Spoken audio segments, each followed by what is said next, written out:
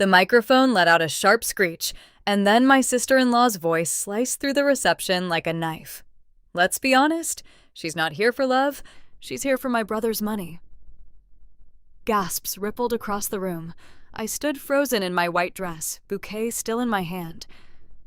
My new husband started to rise, but his mother grabbed his arm and whispered something that kept him planted in his seat.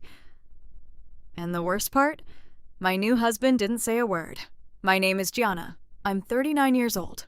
And I'm Italian-American, raised in a loud but loving blue-collar family in South Philadelphia. My dad installed tile for a living. His hands were always cracked and dusty, but he never once complained.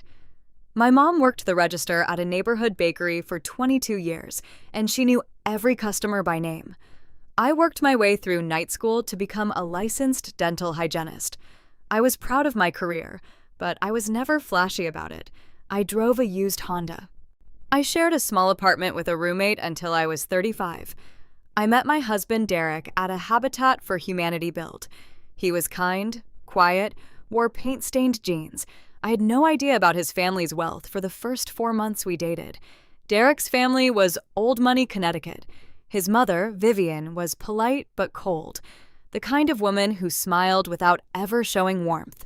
His sister, Laurel, was the one they always praised. Ivy League educated, engaged to a hedge fund associate, treated like royalty at every gathering. I wasn't rich or glamorous, but I had something they never saw coming, and it had been sitting in a trust for over 20 years. If you've ever walked into a room and felt like people were sizing up your shoes, your car, your zip code before they even learned your name, then you already understand what I was up against. Subscribe if you've ever been underestimated. Click like, subscribe, and stay, because this story turns. 6 months before the wedding. Derek and I drove up to his family's Connecticut estate for an engagement dinner hosted by Vivian. The house smelled like lilies and furniture polish, the kind of clean that feels like a warning. Laurel arrived late, of course. She made a show of greeting everyone in the foyer, hugging cousins, kissing cheeks, but when she finally got to me, she barely stopped walking. "Oh, Gianna, cute dress. Is that from one of those subscription box things?" It wasn't. It was a dress I saved 3 weeks to buy. I smiled and said nothing. During dinner, Vivian announced that she had arranged for the wedding to be held at the family's country club. Silver flatware clinked as everyone nodded along like it was already decided. I cleared my throat politely and said that Derek and I had already put a deposit on a renovated barn venue in Pennsylvania, something meaningful and within our budget. Laurel laughed out loud. Not a polite laugh, a real one. "A barn? You're marrying into this family and you want a barn?" Derek defended me, but weakly. He said something about it being a nice place. Vivian just waved her hand. "We'll discuss it later, dear." But the real gut punch came after dessert. I excused myself to find the bathroom, and as I passed the kitchen, I heard their voices. Laurel's first. "She's latching on, Mom. You see it, right? A dental hygienist from Philly? She doesn't belong here." I stopped walking. I pressed my back against the hallway wall and waited for Vivian to say something, anything, in my defense. But her response was silence. And somehow, that was worse than agreement. That night, I confronted Derek in the car. He rubbed his forehead and sighed. "That's just how Laurel is. She doesn't mean it." 2 weeks later, a sympathetic cousin sent me screenshots of a group chat Laurel had created with extended family. The title of the chat was Gold Digger Watch. The messages mocked my family, my clothes, my job. One message from Laurel read, "Give it 2 years. She'll take half and run." I sat on my bed and stared at those screenshots until my vision blurred, but I didn't tell Derek. Not yet. I saved every single message. They thought I was some naive girl who didn't know her own worth. But I'd been underestimated my whole life, and every single time, it was a mistake. In the months that followed, things didn't get better. They got sharper. The first wound was quiet. Vivian took over the wedding planning without asking. She changed the florist, the caterer, and the entire seating chart. When I looked at the new arrangement, my stomach dropped. My parents had been moved to a back table near the service entrance. I called Vivian and kept my voice steady. There must be a mistake with the seating. She didn't miss a beat. It's just logistics, dear. The main tables are for immediate family and key guests. My mother called me that night, and her voice was small in a way I'd never heard before. They put us next to the coat check, G, like we're the help. I fixed the seating chart myself. Vivian changed it back the next day. The second wound was public. Laurel hosted the bridal shower at a high-end spa uptown. When I asked about the guest list, I noticed none of my friends or family were on it. Laurel shrugged. It was a space issue. You understand. I didn't understand, but I went. During the shower, surrounded by women I barely knew, Laurel stood with a champagne glass and gave a toast. To my brother, who always had a big heart. Sometimes too big, but we love him anyway. She looked right at me when she said it. Her friends laughed. A few of them glanced in my direction with pity, or maybe amusement. I smiled through it, but under the table, my hands were shaking so badly, I pressed them flat against my knees to make them stop. The third wound was the deepest. 1 month before the wedding, Laurel and Vivian staged a private meeting with Derek. They called it a conversation. It was an intervention. They presented him with a prenuptial agreement drafted by the family's attorney, and they did it without telling me. The prenup was extreme. I would receive nothing in a divorce. I would waive rights to any shared property. And I couldn't claim support, even after children. Derek brought it to me that evening, awkward and apologetic. It's just a formality. My mom says every family does this. I didn't yell. I didn't cry. I took the document, sat down at the kitchen table, and read every single line. Then I looked up. I'm not signing this. I'll have my own attorney review it. That night, Laurel texted Derek. If she won't sign, that tells you everything. But it didn't tell them everything. Not even close. Because while they were busy building walls around me, I quietly began making my own moves. I contacted someone from my past, someone who had information that would change the entire picture. And I did it without making a sound. What none of them knew, not Vivian, not Laurel, not even Derek, was that I wasn't the broke girl they thought I was. My maternal grandfather, Enzo, who was an Italian immigrant who came to Philadelphia with nothing and built a small but successful chain of laundromats across the city in the 1960s through the 1980s. He was never flashy. He wore the same brown jacket for a decade, but he was smart and he was patient. He passed away when I was 17, and it nearly broke me. Before he died, Enzo placed a trust in my name. I was his favorite grandchild, the one who reminded him of his own mother. The trust was structured to mature when I turned 40, but it could be accessed with trustee approval for specific life events, including marriage.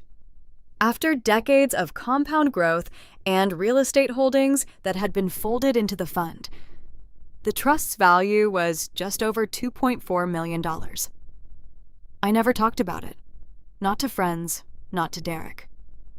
My grandfather taught me something I carried every day of my life. Money talks, wealth whispers. I had contacted the trustee, an old family lawyer named Arthur Morano, my grandfather's attorney and longtime friend. Arthur was very much alive and very much aware of what was happening. I had a plan they never saw coming, and I was going to let them bury themselves first. Arthur had been watching the situation quietly, and when I called him, his voice was calm and certain. Your grandfather would have handled this the exact same way. Let them show who they are, then show them who you are. Arthur Morano was 74, semi-retired, and sharp as ever. He'd known me since I was a baby. He used to bring cannoli to our house on Christmas Eve and argue with my grandfather about baseball until midnight. Now, he sat across from me at his old oak desk, walking me through every legal detail of the trust, its value, and my rights.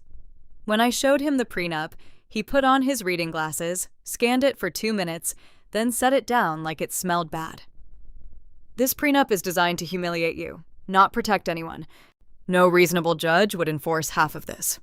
He prepared full documentation of the trust, legal verification, asset summary, bank letters, Everything went into a sealed envelope. I asked him to attend the wedding as my guest. He agreed without hesitation. Meanwhile, the arrogance from Derek's family only grew louder. The week before the wedding, Laurel posted a veiled Instagram story and a photo of a designer bag with the caption, "Some things you just can't buy your way into." Extended family members liked and commented with laughing emojis. I saw every single one. Vivian called Derek and told him she was considering not attending the wedding if that prenup issue isn't resolved. Derek was torn, stressed, caught between two worlds. I could see it wearing him down. I sat beside him one evening and took his hand. "I love you. I'm marrying you. But your family is about to learn something about me and about respect." He looked at me, confused but trusting, and agreed to let me handle the wedding toast my way. The morning of the wedding, my phone buzzed on the nightstand. A text from Laurel. "Just so you know, I'm giving a toast tonight, and I'm going to keep it honest." I read it. I set the phone down. And I smiled. For the first time in months, I wasn't afraid. I was ready. The barn looked beautiful that night. Fairy lights hung from the old wooden rafters. Long tables stretched across the floor, lined with candles and wildflowers. On every table, there were trays of my family's homemade Italian cookies, biscotti and pignoli and rainbow layers, made by my mother and my aunts over 3 days. 140 guests filled the room with laughter and warmth. Then Laurel stood up and walked to the microphone. She started sweetly. She talked about growing up with Derek, about family traditions, and about loyalty. Then her voice changed. It got slower, sharper. "Let's be honest. She's not here for love. She's here for my brother's money. We all know it. Someone had to say it." The room went dead silent. My mother's hand flew to her mouth, and I could see tears already rolling down her face. Derek half stood, but Vivian gripped his arm tight and held him in place. For a moment, the only sound was the faint hum of the string lights above us. I set my bouquet down on the table. I stood. And I didn't yell. I didn't cry. I walked to the microphone with steady legs and a clear voice.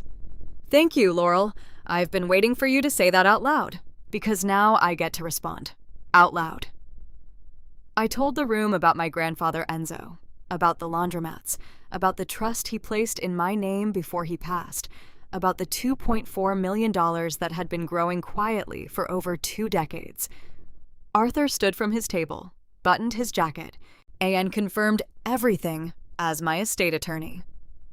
He walked directly to Derek and placed the sealed documents in his hands. I continued. "I never told anyone about this money because I wanted to know that the people around me loved me for me. And Laurel, you just proved what I always suspected." I pulled out my phone. My hand was steady. I read select messages from the group chat out loud. The room gasped. Vivian's face turned white. I looked at her directly. "You sat in that kitchen and said nothing while your daughter called me trash. You moved my parents next to the coat check. You handed my fiancé a prenup designed to erase me. I didn't need your money. I never did." Derek turned to his mother. His voice was low and tight. "You did all of that?" Vivian opened her mouth, but nothing came. Laurel tried to cut in, but 2 guests at the nearest table shook their heads and told her to stop. But Derek walked to the microphone and took it from my hands gently. "Gianna is the best thing in my life, and if anyone in my family can't see that, they don't need to be in it." At the back of the room, my father stood slowly. He leaned toward Arthur and said quietly in Italian, "Enzo would be proud." Arthur nodded. The room erupted in applause. Laurel grabbed her clutch and walked out the side door. Vivian sat frozen in her chair, staring at nothing. After the wedding, Derek went low contact with Vivian and no contact with Laurel. It was his choice. I never asked him to. Laurel's fiancé quietly ended their engagement 2 months later. Word had spread through their social circle about what she did at the reception. The group chat screenshots made their rounds. People remembered. Vivian eventually wrote me a letter. It wasn't quite an apology, more of an acknowledgement that things had gone too far. I read it once, filed it in a drawer. and didn't respond. Derek and I used a portion of the trust to open a small community dental clinic in my old neighborhood in South Philly. My name is on the door. My grandfather's photo hangs on the wall behind the front desk, right where every patient can see it. I kept living the way Enzo taught me, quietly, generously, without needing anyone's approval. They spent months trying to prove I was nothing, but I didn't need to prove anything. I just needed to wait and let the truth speak louder than they ever could. If someone ever made you feel like you didn't belong, at a family table, at a wedding, in a room full of people who decided you weren't enough, I want to hear your story. Drop it in the comments. You'd be surprised how many people in this community know exactly what that feels like. Click Hype to help this story reach others who need it. If this story hit close to home, you're not alone. Oh, this channel is for people who were counted out and came back stronger. Subscribe and turn on notifications so you never miss a story. Share this video with someone who's been underestimated. It might be the thing they need to hear today. I'll see you in the next one. Stay strong.